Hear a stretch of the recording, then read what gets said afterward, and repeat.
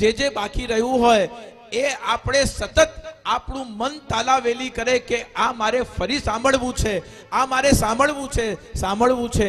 સમજો કે આ ભાગવતજીની કથાનું ફલ શ્રદ્ધા સ્વરૂપે આપણને મળી રહ્યું છે.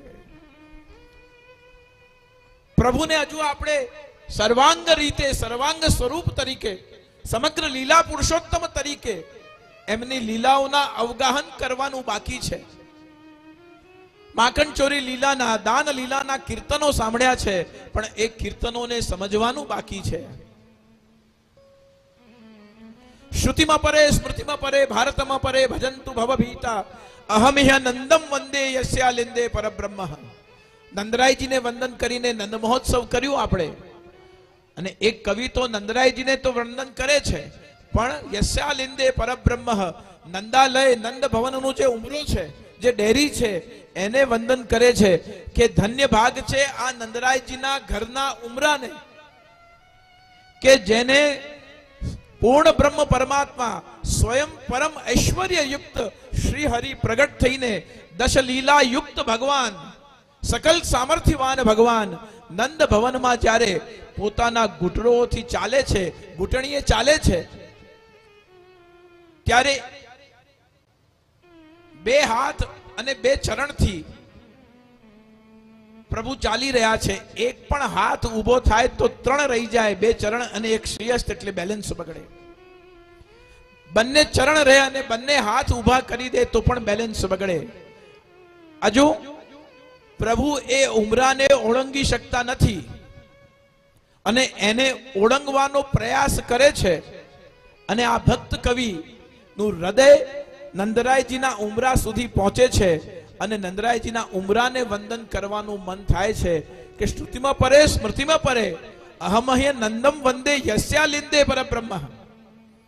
જે ઉમરાને સાક્ષાત પરબ્રહ્મ પરમાત્મા નારાયણ સ્વયં જે પોતાની ભ્રકુટી, પોતાના ભ્રમરના એક ઈશારેથી 14 ભુવનમાં પ્રલય કરી શકે એવા પરબ્રહ્મ પરમાત્મા નંદરાયજીના ઉમરાને પોતાનું બેલેન્સ બનાવીને ચાલે છે. ઉમરાને પણ ઓળંગી શકતા નથી. ઇહ એવ નૃત્યતિ વેદાંત સિદ્ધાંત શૃણુ સખી કૌતુકમેકમ નંદ નિકેતનાંગે આંગને મયા દ્રષ્ટમ ગૌધૂલી ધૂસરાંગમ. ઇહ એવ નૃત્યતિ વેદાંત સિદ્ધાંત શૃણુ સખી કૌતુકમેકમ. નંદ ભવનની પાસેથી બે ગોપીઓ જઈ રહી હતી. એકના મસ્તક ઉપર જમનાજીનું ઘડો હતો, જમના જલનો ઘડો હતો. બીજાના મસ્તક ઉપર દૂધ દહીંની ગાગરો હતી. અને નંદ ભવનની પાસેની ગલીમાંથી જઈ રહી હતી. જતા જતા એક ગોપી બીજા ગોપીથી પૂછી રહી છે કે શૃણુ સખી કૌતુકમેકમ, તને કંઈક કૌતુક, તને કંઈક સંભળાઈ રહ્યું છે? કે હા, નંદ ભવનનું દ્વાર ખુલેલો હતો, ત્યાંથી આપણે પ્રસાર થયા ત્યારે મારી એક દ્રષ્ટિ પડી. કોના ઉપર પડી? ગૌધૂલી ધૂસરાંગમ, જેના શરીર ઉપર વ્રજરજ લાગેલી છે, જેના શિયંગ ઉપર ગૌરજ લાગેલી છે, જેના શિયંગ ઉપર ક્યાંક ક્યાંક છાણના ટીપકાઓ લાગેલા છે. નંદ નિકેતન આંગને મયા દ્રષ્ટમ. નંદજીના આંગણ મેં એવો એક નાનું બાળક જોયું કે જે પોતાના શિયંગમાં રજ ધારણ કરીને ગૌધૂલી ધૂસરાંગમ બિરાજમાન હતું. એટલે બીજી સખીએ કહ્યું કે અરે, જે એ બાળક હતો જેના શિયંગ પર વ્રજરજ અને ગોબર બિરાજતું હતું, એ કોઈ નહીં. ઇહ એવ નૃત્યતિ વેદાંત સિદ્ધાંત.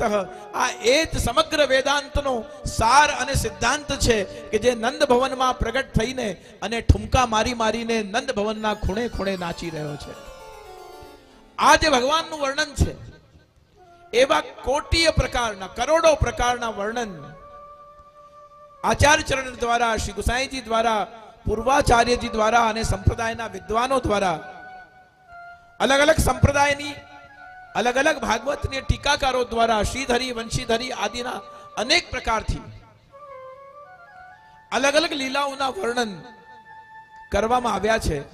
શ્રદ્ધાની પ્રાપ્તિ આપણને થાય તે માટે પહેલું સ્વરૂપ છે નિસંશયતા.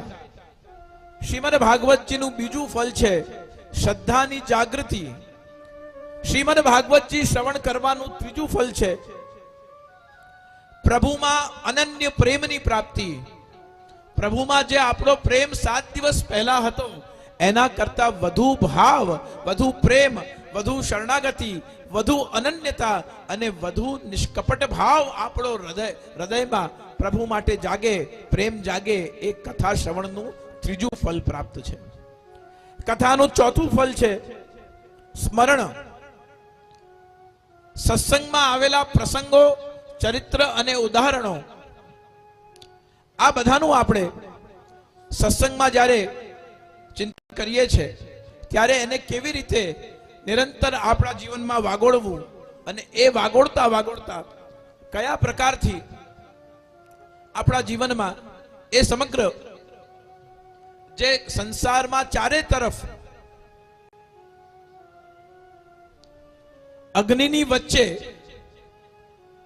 આ સ્મરણ કરનાર વ્યક્તિએ રહેવાનું છે. તમે માળાજી લઈને માળા કરશો તો પણ જેને નથી ગમતું એને વાંધો પડવાનો છે. તમે વધારે સમય સેવામાં આપશો તો જેને નથી ગમતું એને વાંધો પડવાનો છે. વધારે પડતા રોજ નિયમથી દર્શન કરવા જશો, જેને નથી ગમતું એને વાંધો પડવાનો છે. ઘરમાં કોઈ પ્રસંગ હોય અને તમે કહેશો કે મારું એકાદશી વ્રત છે, ઓહો બહુ મોટા ભગત થઈ ગયા, હવે એકાદશી, આજે ઘરે પ્રસંગ છે, જમી લે ભાઈ. જે એકાદશી વ્રત નથી કરતું એને વાંધો પડશે. ચારે બાજુ ભગવદીએ એક વૈષ્ણવ મને કહેતા હતા કે જે શ્રી મહાપ્રભુજી પ્રમાણે આપ બધા બાળકો આચાર્યો પ્રવચનમાં આજ્ઞા કરો છો એ બધા નિયમોનું પાલન કરવું હોય, એ પ્રમાણે ભગવદીયતાને, એ પ્રમાણે વૈષ્ણવતાને જીવનમાં જીવવી હોય તો અગ્નિની વચ્ચે જેમ આપણે રહીએ એવી રીતે રહેવું પડે તો આ માર્ગને જીવી શકાય.